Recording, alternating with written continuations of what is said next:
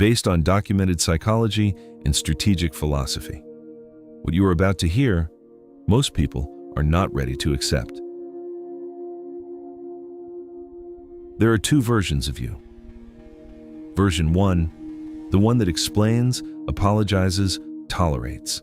The one that bends over backwards to be understood, respected, loved. The more it gives, the less it is valued. Version 2, the silent one, the certain one, the one that doesn't argue, doesn't beg, doesn't chase. It simply removes, without noise, without guilt. Most people spend their entire lives as version 1, and it costs them everything. Machiavelli wrote, "It is better to be feared than loved if you cannot be both." He was not talking about cruelty. He was talking about control, about knowing when to stop being the person who breaks for others. Today, 8 psychological shifts. Each one will demand a piece of your old self. Each one will feel like burning something that used to define you. But what remains on the other side is someone the world cannot break. This is not about becoming cruel.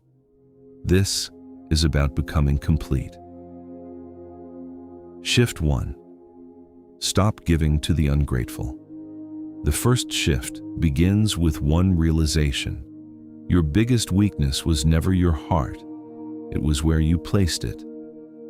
In the psychology of power, what is freely given is subconsciously devalued.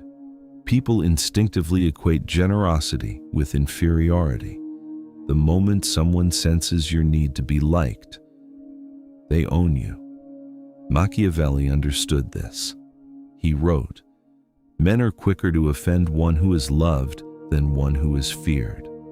The ungrateful exploit your goodness precisely because they don't fear losing it.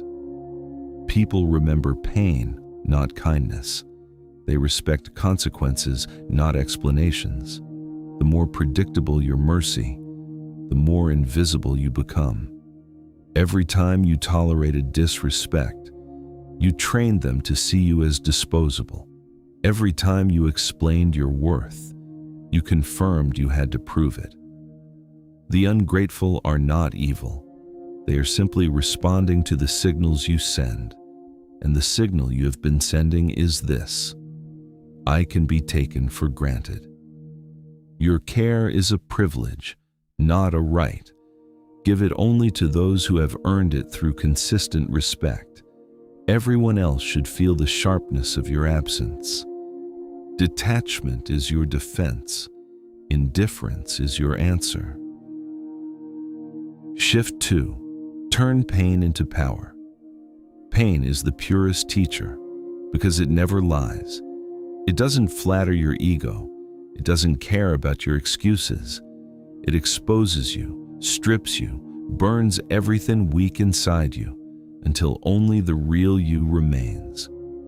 The difference between the broken and the powerful is not the amount of pain they felt. It is what they did with it. Weak minds drown in pain because they keep searching for fairness. The strategic mind knows otherwise. Pain is currency. You either spend it building yourself or waste it complaining. Machiavelli wrote, "Never waste the opportunity offered by a good crisis." Pain tells you exactly where your weakness lives. Every betrayal shows you who you trusted too easily. Every rejection reveals where you placed your worth. When you start viewing pain through that lens, it stops being a wound and becomes a weapon. The dark psychology of transformation lies in transmuting suffering into strategy. When they are hurt, the strategic do not chase closure.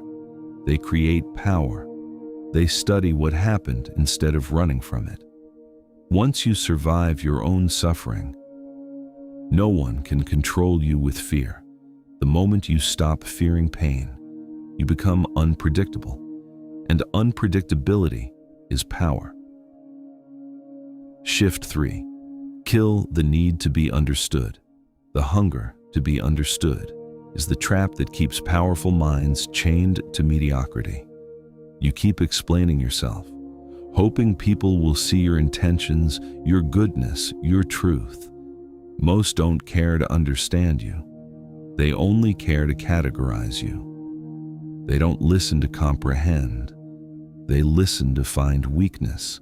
The more you explain, the more information you give them to use against you. Machiavelli wrote, "He who wishes to be obeyed must know how to command. And to command, you must never over-explain." Explaining is a defensive act. It reveals that you still seek validation. Power doesn't justify itself. It simply exists. The most intimidating people are those who don't explain why they act, feel, or disappear. Their silence creates tension. That tension creates respect. The weak beg to be seen. The strong choose to be misunderstood. Every time you rush to explain your intentions, you give away the blueprint of your emotions. You are teaching others how to disarm you. You don't owe anyone clarity about your choices. You don't owe anyone an explanation for your distance, your silence, your standards, or your change. Let them misunderstand. Every false label they give you adds another layer to your armor. Silence is not weakness. It is weaponized composure. Shift 4. Detach. Don't beg. Begging for attention, love, or closure is how the powerful become slaves. The more you chase what is walking away, the smaller you become in the eyes of those who never intended to value you. Detachment is not coldness. It is control. It is the skill of walking away from anything that threatens your self-respect, no matter how much you wanted it. Most people mistake attachment for loyalty, but they are opposites. Loyalty is strength. Attachment is dependence. In dark psychology, the one who chases always loses power. Machiavelli wrote, "The one who is not master of himself cannot be master of others." When your emotions rule you, you are easy to control. The ruthless detach not because they lack emotion, but because they refuse to be owned by it. The secret weapon of the powerful is not rage. It is indifference. Indifference burns colder than hate and lasts longer than love. When people can no longer predict how you will respond, they lose their control over your mind. You stop being the one who waits and start being the one who decides. Detachment does not mean you don't care. It means you care correctly about yourself first. Because when you stop begging, you stop bleeding. And when you stop bleeding, no one can feed on you again. Shift 5. Boundaries are your armor. Without boundaries, your life becomes an open field where anyone can enter, take what they want, and leave you empty. You've been taught that saying no is selfish, but the absence of boundaries is not kindness. It is self-betrayal. Every time you tolerated disrespect, you trained them. Every time you forgave without consequence, you invited more. Every time you let people cross your lines to keep the peace, you surrendered pieces of yourself. Machiavelli wrote, "A prince who is not wise himself cannot be well advised." If you cannot guard yourself, no one else will. The world does not honor openness. It exploits it. Boundaries are not walls to keep others out. They are gates that protect what is sacred inside you. They are not cruelty. They are clarity. And clarity terrifies manipulators because it removes their leverage. When you calmly say no without guilt, you communicate dominance. When you cut off access after betrayal, you announce that your worth is non-negotiable. The powerful do not argue about respect. They demonstrate it through distance. You teach people how to treat you by what you tolerate. The moment you start protecting your space like a fortress, the parasites vanish, the noise fades, and your peace returns. Shift 6. Master silence. Silence is the weapon the powerful use.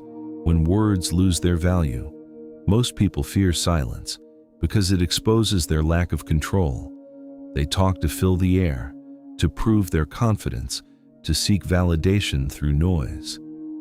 Machiavelli wrote, "Never reveal all your thoughts, for it makes you predictable and vulnerable."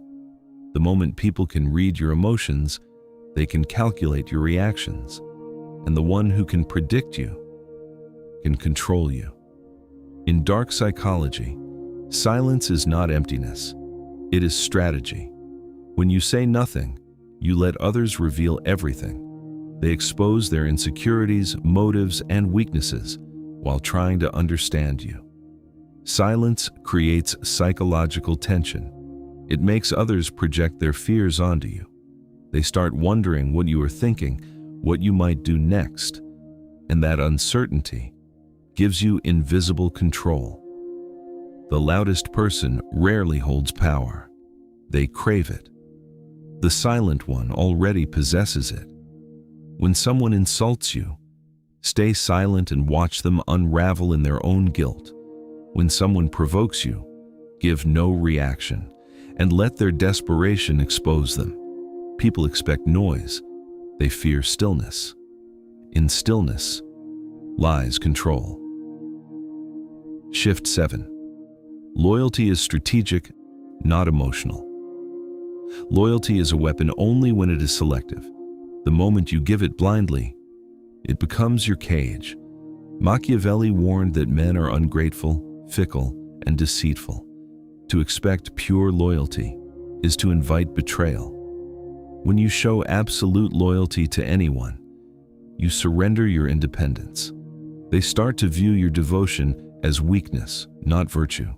The loyal are predictable, and predictability is death in the game of power. True strategic loyalty is conditional. It serves your growth, your protection, your rise.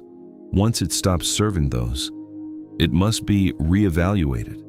Most people remain loyal out of fear of being alone, fear of losing approval, and those are the same people who end up discarded.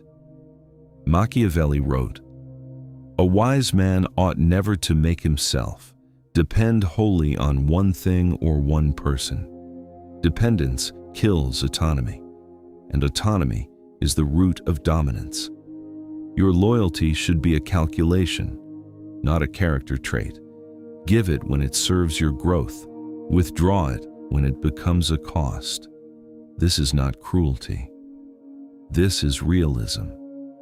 When people know you can walk away without hesitation, they treat your loyalty as a privilege, not a guarantee. That is how you command respect without demanding it." Shift 8. Become untouchable. The final shift, and the most complete. Becoming untouchable is not about cruelty or arrogance. It is about complete sovereignty over yourself. The world will always throw chaos at you. People will always test your patience. The weak break, the fearful react, the untouchable move through it all unaffected, unshaken, unowned. Machiavelli wrote, "He who is wise will be master of himself, for he who is mastered by others is never free." True freedom does not come from circumstances. It comes from inner mastery.